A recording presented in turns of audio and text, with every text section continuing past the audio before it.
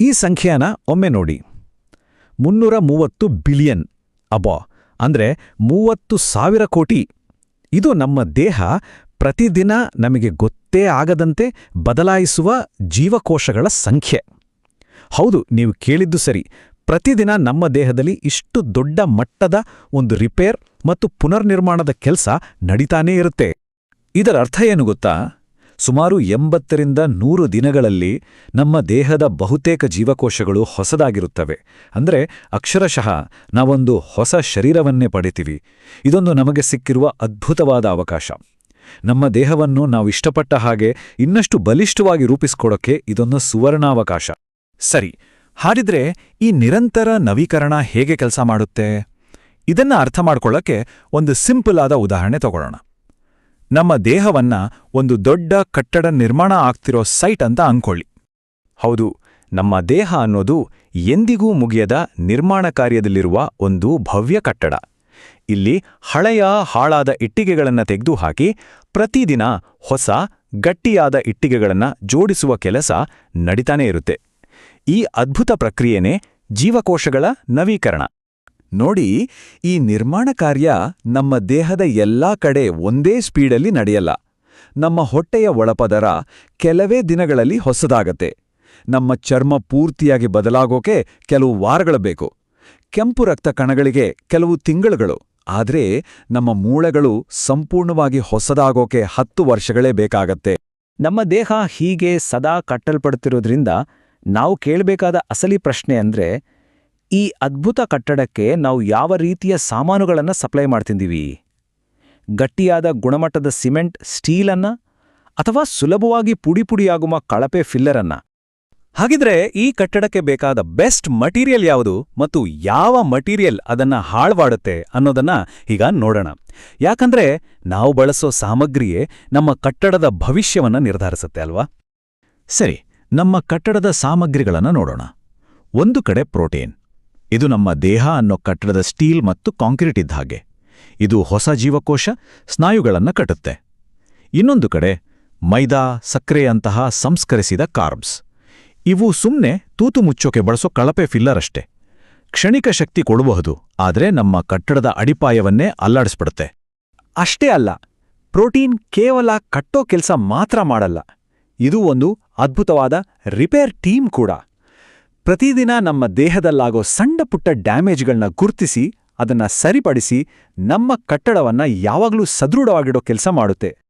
ಹಾಗಿದ್ರೆ ಒಂದು ವೇಳೆ ನಾವು ಈ ಕಟ್ಟಡಕ್ಕೆ ಕಳಪೆ ಸಾಮಾನುಗಳನ್ನ, ಅಂದ್ರೆ ಕೆಡವ ವಸ್ತುಗಳನ್ನೇ ಪೂರೈಸ್ತಾ ಹೋದ್ರೆ ಏನಾಗುತ್ತೆ?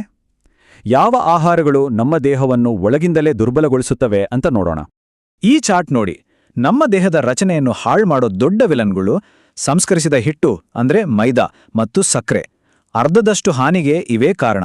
ಉಳಿದಂತೆ ಡೀಪ್ ಫ್ರೈ ಮಾಡಿದ ಆಹಾರಗಳು ಮತ್ತು ಪ್ಯಾಕೆಟ್ಗಳಲ್ಲಿ ಸಿಗೋ ಅಲ್ಟ್ರಾ ಪ್ರೊಸೆಸ್ಡ್ ತಿಂಡಿಗಳು ನಮ್ಮ ಕಟ್ಟಡದ ಅಡಿಪಾಯವನ್ನೇ ಅಲ್ಲಾಡಿಸ್ತವೆ. ಸಕ್ಕರೆ ನಮ್ಮ ದೇಹಕ್ಕೆ ಏನ್ ಮಾಡುತ್ತೆ ಗೊತ್ತಾ? ಸರಳವಾಗಿ ಹೇಳೋದಾದರೆ ಅದು ನಮ್ಮ ಕಟ್ಟಡದ ಇಟ್ಟಿಗೆಗಳಿಗೆ ತುಕ್ಕು ಇಡಿಸುತ್ತೆ. ವೈಜ್ಞಾನಿಕವಾಗಿ ಇದನ್ನ ಗ್ಲೈಕೇಷನ್ ಅಂತಾರೆ. ಅಂದ್ರೆ ಸಕ್ಕರೆ ನಮ್ಮ ಪ್ರೋಟೀನ್ಗಳಿಗೆ ಅಂಟಿಕೊಂಡು ಅವುಗಳನ್ನ ಗಟ್ಟಿ ಮಾಡಿ ಅವುಗಳ ಕೆಲಸಕ್ಕೆ ಅಡ್ಡಿಪಡಿಸುತ್ತೆ. ಇದರಿಂದ ನಮ್ಮ ದೇಹ ಬೇಗ ವಯಸ್ಸಾದಂತೆ ಕಾಣಲು ಶುರುವಾಗುತ್ತೆ. ಈ ಕಳಪೆ ಗುಣಮಟ್ಟದ ಫಿಲ್ಲರನ್ನು ದೀರ್ಘಕಾಲ ಬಳಸಿದ್ರೆ ನಾವು ತೆರಬೇಕಾದ ಬೆಲೆ ತುಂಬಾ ದೊಡ್ಡದ್ದು. ಅದರ ಪರಿಣಾಮ ಕೇವಲ ಮೇಲ್ನೋಟಕ್ಕೆ ಕಾಣಲ್ಲ, ನಮ್ಮ ಆರೋಗ್ಯದ ಮೇಲೆ ಬೀಳೋ ದೀರ್ಘಕಾಲೀನ ಪರಿಣಾಮಗಳು ತುಂಬಾನೇ ಗಂಭೀರ. ಅದರ ನಿಜವಾದ ಬೆಲೆ ಏನು ಅಂತ ನೋಡೋಣ ಬನ್ನಿ. ಇದರ ಪರಿಣಾಮ ಒಂದರ ಮೇಲೊಂದು ಬೀಳೋ ಡಾಮಿನೋಗಳ ಹಾಗೆ. ಮೊದಲಿಗೆ ಸ್ನಾಯುಗಳು ಶಕ್ತಿ ಕಳೆದುಕೊಡುತ್ತವೆ. ಇದರಿಂದ ಕುರ್ಚಿಯಿಂದ ಏಳೋದು ಕೂಡ ಕಷ್ಟವಾಗುತ್ತೆ. ಆಮೇಲೆ ನಮ್ಮ ರೋಗನಿರೋಧಕ ಶಕ್ತಿ ಕುಸಿಯುತ್ತೆ. ಯಾಕಂದ್ರೆ ರೋಗಗಳ ವಿರುದ್ಧ ಹೋರಾಡೋ ಸೈನಿಕರಿಗೂ ಪ್ರೋಟೀನ್ ಬೇಕೇ ಬೇಕು. ಕೊನೆಗೆ ನಮ್ಮ ರಿಪೇರಿ ಟೀಮ್ ಕೈಯಲ್ಲಿ ಸಾಮಗ್ರಿಗಳೇ ಇಲ್ದಿದ್ದಾಗ ದೇಹದ ಹಾನಿ ಹೆಚ್ಚುತ್ತಾ ಹೋಗಿ ವಯಸ್ಸಾಗುವಿಕೆ ವೇಗವಾಗುತ್ತೆ. ಆದ್ರೆ ಇಲ್ಲೊಂದು ಗುಡ್ ನ್ಯೂಸ್ ಇದೆ. ಈ ಇಡೀ ಪ್ರಕ್ರಿಯೆಯನ್ನ ನಾವು ರಿವರ್ಸ್ ಮಾಡಬಹುದು.